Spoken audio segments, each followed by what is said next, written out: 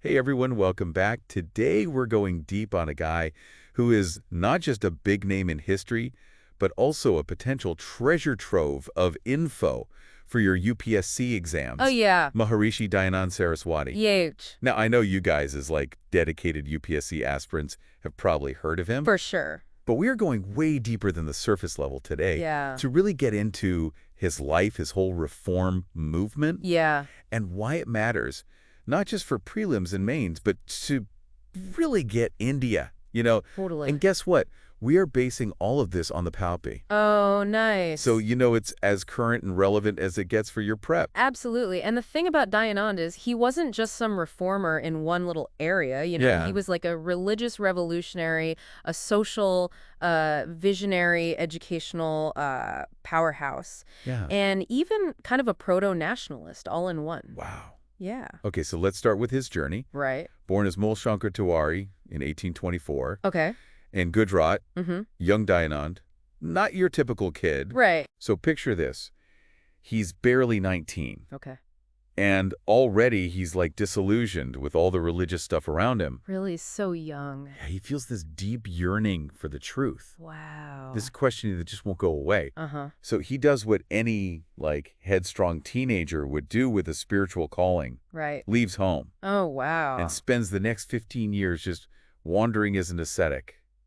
Those 15 years, though, I mean, that's not just like a vacation. Right. He was going deep with different philosophies, Yeah. challenging all the norms, immersing himself in the search for truth. Yeah. That really changes a person. Oh, absolutely. And it's during this intense period of seeking that he meets Swami Dayanand. Oh, yeah. And this guy was a scholar who really encouraged him to, think critically about Hinduism and its essence. Interesting. And this meeting was a turning point, Okay. sending Dayanand on this path of reform, Mm-hmm. leading him back to what he saw as the purest source of knowledge, Mm-hmm. the Vedas. Right, right. Hence the birth of this powerful philosophy back to the Vedas, which became a direct challenge to all the social evils running rampant in 19th century India. And you have to remember the context, right? Yeah. I mean, we're talking about a time when idol worship was everywhere. Yeah. The caste system was so rigid, Uh-huh. and women were just oppressed.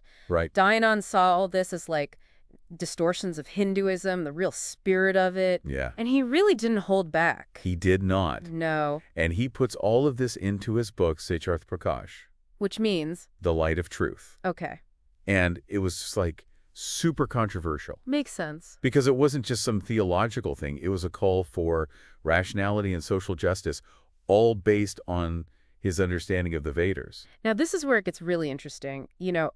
For UPSC aspirants, Oh, yeah. this book, Right. it's an amazing resource, especially for mains. Yeah. It's firsthand, Yeah. You get to see how he thought, how he criticized things, and his whole vision for a better society. Exactly. So valuable. Okay, so we've got this young guy. Yeah. He's spiritual. He's troubled by the state of society. He's got this radical philosophy. Yeah. And he's got this powerful book. Yeah. What happens next? Well, he didn't stop it right, that's for sure. Right. He took action. Okay. He founded the Arya Samaj in 1875, Okay. which very quickly became this force for social change. Wow. And it wasn't just about religion, and they tackled education, women's rights, Yeah. uplifting the downtrodden. And I want to stop here for a second, emphasize this for everyone listening who's prepping for UPSC. Yeah. When we talk about the Arya Samaj championing reforms, like widow remarriage, Oh, yeah. women's education, Uh-huh. pushing back against untouchability, Right. these aren't just facts to memorize. No. They connect directly to social issues and policies Totally. that you're going to be analyzing in your exam. It's all connected. Think about it. Yeah, The debates about gender equality, education policy, Wow. affirmative action, right? it all has roots in these 19th century movements, Yeah. including the Arya Samaj. They were laying the groundwork for a better society, really. Exactly. And one of the biggest ways they did this was through education. Okay. And Dayanand wasn't just for any kind of education. Right. He had this vision, right, of a system that was modern, scientific, Yeah. but grounded in Vedic values. And this led to the DAV schools. Which are still around today. Yeah. That's amazing. So for anyone listening, Understanding the impact of these institutions is key. Oh, yeah. Think about their role in social mobility, Right. national unity, Uh-huh. and how they've shaped the modern Indian education system. Yeah. That's all important for Maines. Absolutely. So this vision for education, it wasn't just about individuals. It was connected to this bigger idea of a renewed nation. Which bends us to Dayanand as like a proto-nationalist. This is where his story starts to connect to India's fight for independence. Right. It's fascinating. Yeah, and what's really striking is that he was already talking about Swaraj. Self-rule. Yeah, back in 1876. Wow. Decades before other big freedom fighters even came on the scene. He was way ahead. Yeah, advocating for Swadeshi, Yeah. promoting Hindi as a national language, Yeah. even cow protection. Right. These were all things that became central to the independence movement later on. Exactly. And for you guys as UPSC aspirants, Yeah,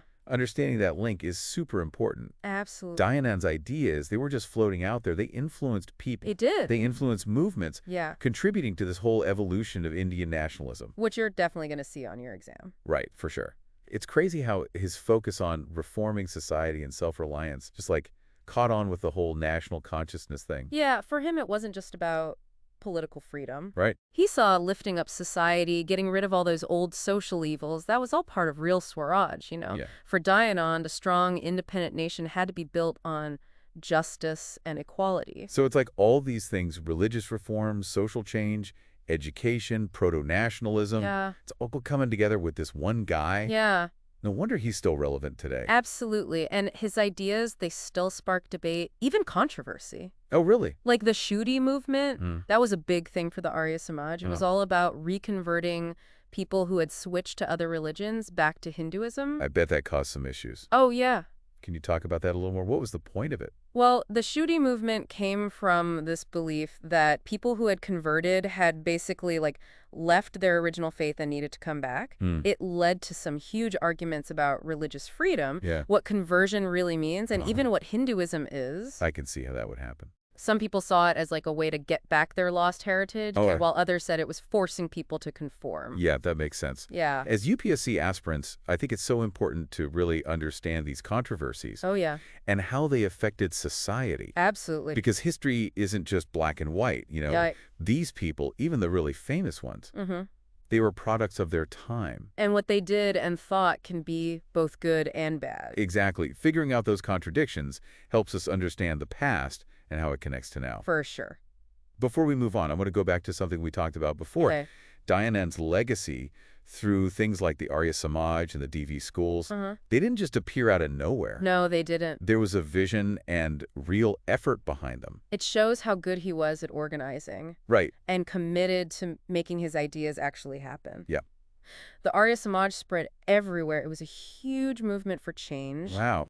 And the DAV schools are a perfect example of his vision for a modern education system, but with Indian values. And it's important to remember that these weren't just in cities. Right. They reached communities that weren't really included in regular education. Absolutely. That's huge when you think about Dayanand's impact on social mobility and access to education for marginalized groups. Yeah. The DAV schools helped empower those communities. They became centers for learning, social change, and national awakening. Really embodied his dream of an India that was enlightened and strong. And their success shows that his ideas still have power today, Yeah. and that the people who kept his legacy going were dedicated. That brings up a super important point for our listeners. Okay? Studying history isn't just about memorizing stuff. No? It's about getting how ideas, movements, and people are all connected Yeah. and how they shape the world. It's about connecting the dots, seeing the big picture. Exactly. And who knows, maybe you'll be inspired to start your own movement for good. Now that's a thought. Right. Okay, before we finish this deep dive, let me remind everyone, Yeah. if you're finding this helpful for your UPSC prep, Uh-huh. make sure to like, subscribe, and comment below. Definitely. We love hearing from you and answering your questions. Absolutely. And if there are any topics or historical figures you want us to cover later, Oh yeah, let us know. we're always up for a challenge. So here's something to think about as you keep studying for UPSC. All right. How do you think Dayanand's ideas would be received in India today? That's a good question. Would his radical views on social reform still make sense? Would his focus on Vedic authority be accepted or rejected?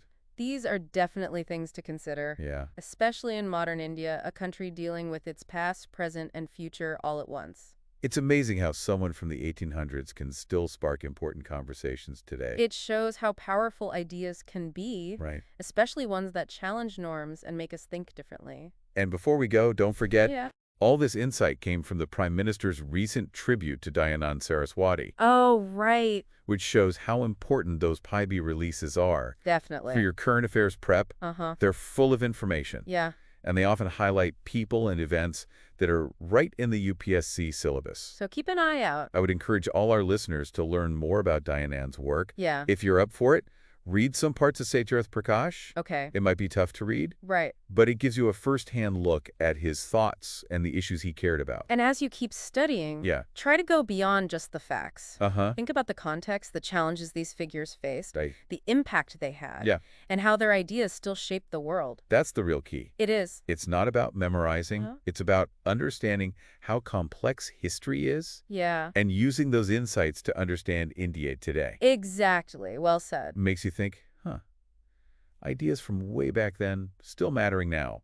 It shows how people like Dayanand were dealing with these big questions Yeah. about society, who we are, progress, questions that are still alive in India today. And for you guys out there studying for UPSC, Yeah. this episode, hopefully, it shows how history and current affairs are connected. Totally. We've gone from Dayanand's life to the Arya Samaj, the Shuddhi movement, his impact on education and nationalism. And don't forget, everyone, Yeah. this all came from the Prime Minister's recent tribute to Dayanand, Right. reported by the PIP. So important. It's a great example of how staying current can help you with the history part of your exam. Exactly. So cool. So if you go through your UPSC stuff, Mhm. think about the people we talked about. Yeah, How do their ideas connect to what you're studying? right. Can you see connections between what happened then and what's happening now? Yeah, That kind of thinking will make your mains answers stand out. absolutely. And even beyond exams, Right. learning about these people and their ideas can help you understand India better. It's all about the big picture, Yeah. connecting the dots. And maybe even coming up with your own ideas for a better future. That's what it's all about.